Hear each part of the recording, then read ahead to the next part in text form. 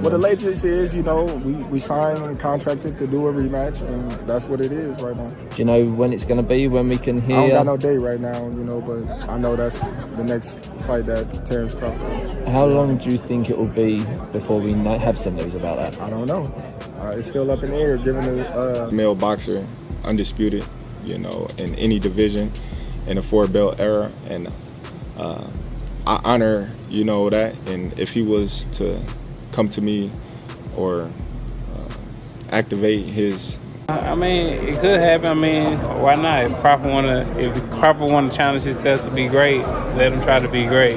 So, what I'm saying, I'm with it. So, I'll be going for Bud. If he fight Canelo, I'll be going for him. Just when it seemed like Terence Crawford and ErrolSpence Jr. had gone their separate ways, talks of a rematch have suddenly resurfaced as of April 2025. And this time, it's not just rumors. Real negotiations are happening behind the scenes. Both fighters are speaking up, and tensions are quickly escalating, with Crawford already questioning Spence's standing in the sport. Let's get you. I wanted to see that immediately after that fight, but now time has kind of ran its course. I don't want to see Errol.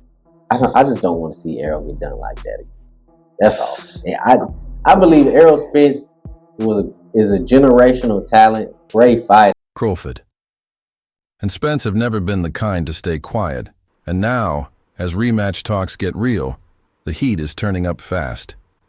They're firing shots at each other in interviews, on social media, and even during a fiery live exchange. Spence, who hasn't stepped into the ring since his brutal loss to Crawford in 2023, is more determined than ever. He's pushing hard for the rematch, insisting the first fight didn't tell the whole story. According to him, he was drained at 147 pounds, and the weight cut took everything out of him. Crawford, on the other hand, isn't letting anyone forget what happened last time. He dropped Spence 3 times and dominated the fight from start to finish.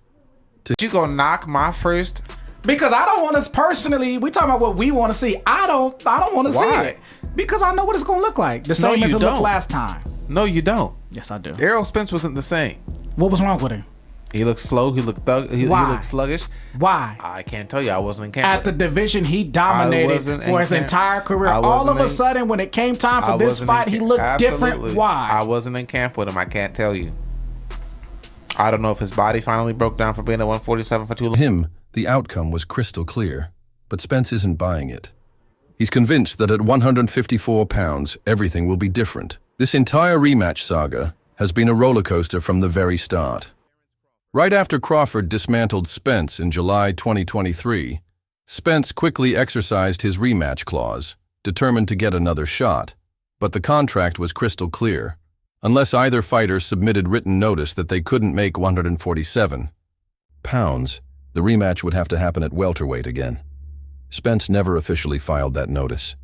Still, he and his team kept pushing for the fight to happen at 154. Can't be made, but weight can't be used as an excuse and sort of say, I don't feel like it. Like, I'll go up for this guy, but not another guy. So, that's sort of the spirit. The language is very, more precise and very definitive.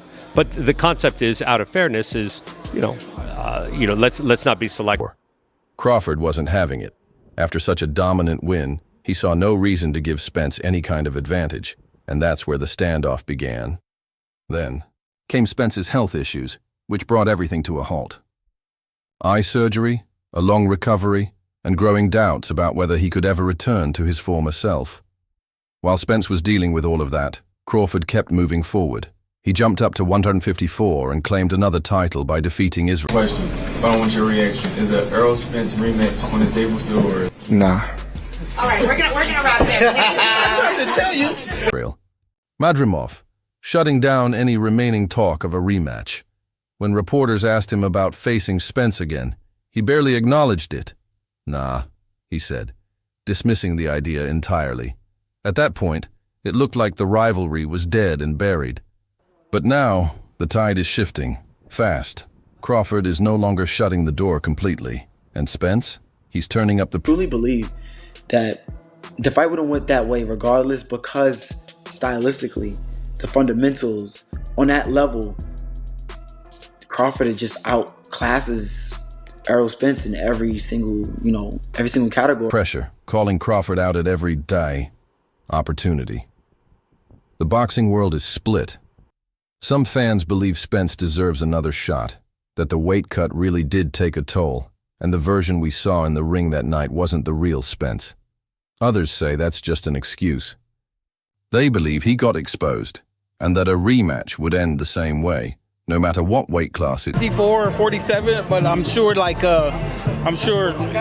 probably gonna push the weight up, but there's no gonna be no change in the decision. The performance still is gonna be the same. It might be even a little bit better. So he might want to watch out before he activate the rematch clause. Spence, though, is making this personal. He's openly accusing Crawford of ducking him, of trying to walk away from the contract and pretending the fight never existed just because he came out on top the first time. But Crawford isn't the type to let anyone control the narrative. He's firing right back, telling Spence he already had his chance, that he got dominated and didn't even look like he belonged in the same ring. Micah. Now in real time, both fighters are making it clear they're ready to go to war again. Spence, despite everything, is still confident. He claims Crawford has never faced him at full strength, that he wasn't. Let's go! As you can see, man, breaking news, ErrolSpence then activated that rematch clause to fight Terence again, right? Let's be honest, we all saw the fight. Crawford beat boogers out that boy. Himself in that first fight, and that he's going to prove everyone wrong this time. Crawford, on the other hand, is almost laughing at the idea that anything would be different. To him, Spence has always been overrated. His style, too predictable. Crawford even joked that if they stepped in the ring again, he'd finish the job even faster. The trash talk is getting more intense by the day. And now that both fighters are finally admitting that negotiations are happening, this rematch is starting to look very real. However, this trash talk is already shaking up the sport. TerenceCrawford and Shakur Stevenson have always been tight. That's a good win. I'm still a fan. I hope he do well. But like, once it got to the point where I moved up in weight and I'm in the same weight as Spence, it's just like, oh man, you ain't fighting nobody. You this, you that, you this, you that. So now they trying to blemish my accomplishment just to boost him up. I'm like, dude, you're not gonna do that. Because I can retire right now and be in the Hall of Fame. He couldn't. Everything that I've accomplished, he's still trying to accomplish. I don't want to sound like I'm hating on him. I honestly don't know if he make it to the Hall of Fame with the accolades that he didn't got right. Their bond built on years of respect, mentorship, and shared goals. But now, their views on ErrolSpence Jr.'s legacy are pulling them into opposing corners. Crawford, never one to hold back, has sparked a firestorm by outright dismissing Spence's Hall of Fame credentials. On the other hand, Stevenson, one of boxing's brightest young champions, isn't having it. The disagreement is igniting heated debates among fans, analysts, and even fellow fighters, with opinions clashing over what truly defines a Hall of Fame career. You discredit one of the best wins on your resume, it starts to make people look at your resume with a question mark.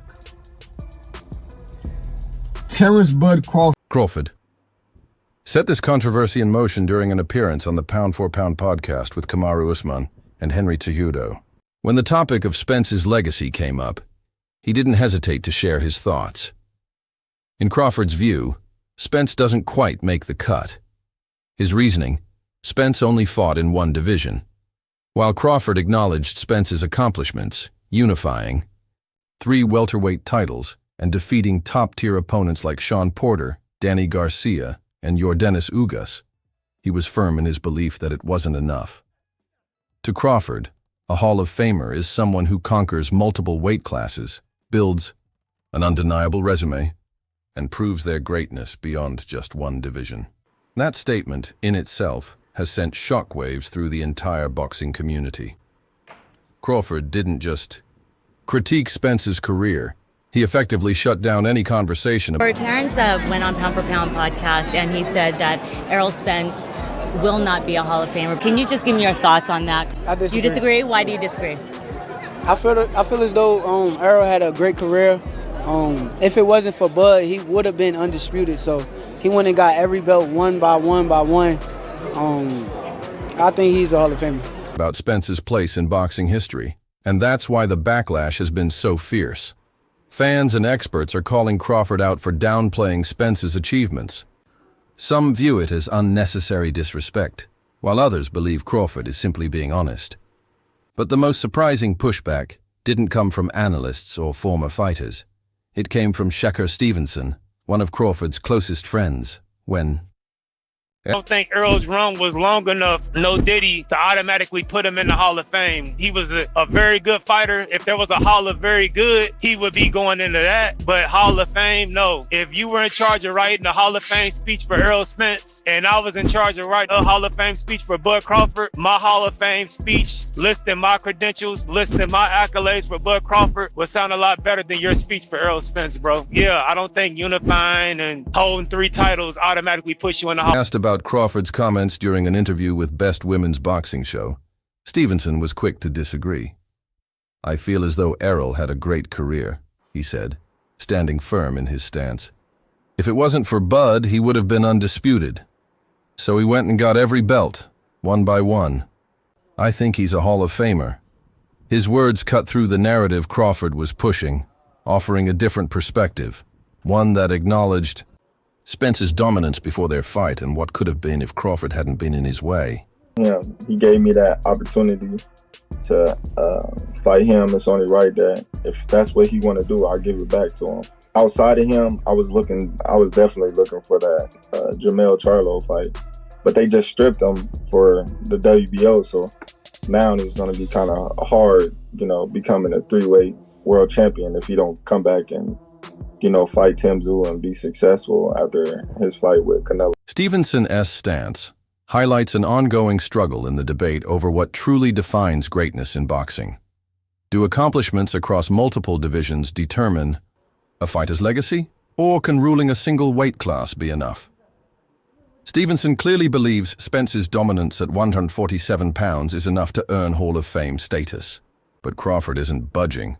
To him, being a unified champion in one division, no matter how impressive Spence's success at 147 was, just isn't enough for immortality. The He-Heen too. They say Crawford is a hell of a fighter, but I don't really respect his resume. What? Other than fighting you. Crawford? You know what I'm saying? What? I don't really respect his resume like that. Tension between Crawford and Stevenson might not be a full-blown rift, but it's definitely making waves. Their friendship has always been built on mutual respect. But this is one of the rare occasions they publicly disagree on something major. Stevenson isn't just another fighter sharing his opinion. He's someone who has spent years learning from Crawford, training with him, and looking up to him. So for him to go waves of YouTube, let me make a plea right now to Terence Crawford. I understand you just beat him. You beat him thoroughly. You're the undisputed welterweight champion of the world, the WBO, the WBA, the WBC, the IBF titles, but you hugged him after the fight for a reason. I am making a plea to Terence Crawford, even if you elect to give Errol Spence Jr. a rematch, please do not do this for at least a year. Please don't do that. Go against Crawford's take so directly speaks volumes. It also raises questions about how this disagreement might affect their relationship in the long run. Adding fuel to the fire, Hall of Fame discussions are notoriously political, and Spence's case is already causing division within boxing's inner circle. Some argue that Spence's ability to bounce back from adversity, surviving a life-threatening car crash and still defending his titles, makes his resume even more deserving of Hall of Fame It recognition. ain't like Errol can't take him. I think he's the bigger, stronger fighter. But Errol methodically marches down and breaks you down. I don't know if that can be done to Crawford. I think that Crawford is a marvelous boxer. I think he's got the temperament of a champion that really wants to do damage and be spectacular. He can fight conventional, he can go southpaw. He brought the power with him, and I think the biggest thing is that Errol Spence might have gave him a little bit too much time. Recognition. On the other hand, there are those who believe Crawford is setting a dangerous precedent by discrediting single-division champions, pointing out that many legends built their entire legacies in just one weight class. And there's another layer to this debate, Crawford's history with Spence. Some are arguing that his comments aren't just about Hall of Fame standards. They're personal. They believe Crawford is trying to erase Spence's legacy due to their rivalry, attempting to ensure history remembers him as the superior. Y'all support y'all fighter. Let's come together, make this event a success. Instead of everybody saying every time we get together, you know what I mean, it's always shooting and violence. Everybody know Team Crawford. Y'all know I get active. Fighter. If Spence gets into the Hall of Fame, it forces the world to acknowledge him as an all-time great, even if Crawford beat him. And Crawford might not be ready to accept that. Meanwhile, Spence hasn't responded publicly to Crawford's comments, but it's safe to assume he's not happy about it. He's always taken immense pride in his accomplishments in boxing, and being dismissed so easily by Crawford is only adding fuel. This is what I think about resumes, and especially when it comes to these two fighters specifically, because they got a lot of the common opponents. Yes. But the day that they fought these opponents is what's uncommon. And so you can pick who you want to pick, and I fought him, and he had I broke both eyes, and then you fought all this and that. Bottom line is, a lot of fighters aren't who they are on Tuesday. They're not that same fighter on Saturday. You are absolutely That's the bottom. Fuel to his competitive fire. There's even talk that Spence might use this as extra motivation for their potential rematch, wanting to prove that he's not just a great fighter, but an all-time great one, worthy of Hall of Fame recognition, no matter what Crawford says. The debate isn't dying down anytime soon.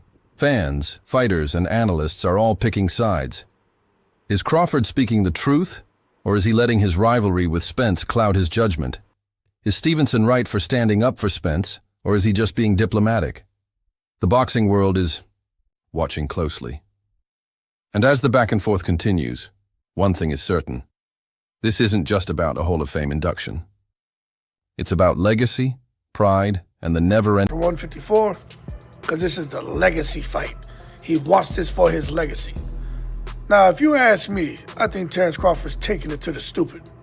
He's not going up there for no damn legacy fight. You know what? He's going after Canelo for the reason that he said after he fought Madrimov and after he fought ErrolSpence. He wants the most money possible. Simple. He's not trying to move down the ladder and shift into reverse.